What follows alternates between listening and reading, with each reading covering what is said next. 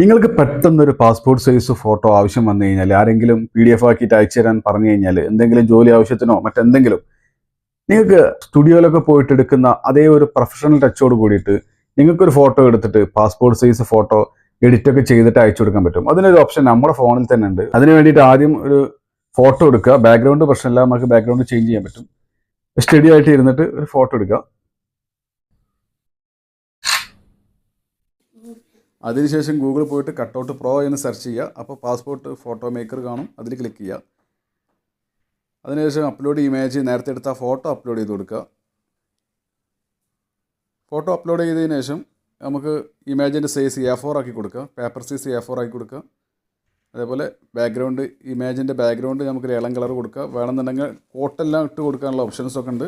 ലേഡീസിനും ചിൽഡ്രൻസിനൊക്കെ separate options ഉണ്ട്. Photo perfection കിട്ടണമെന്നുണ്ടെങ്കിൽ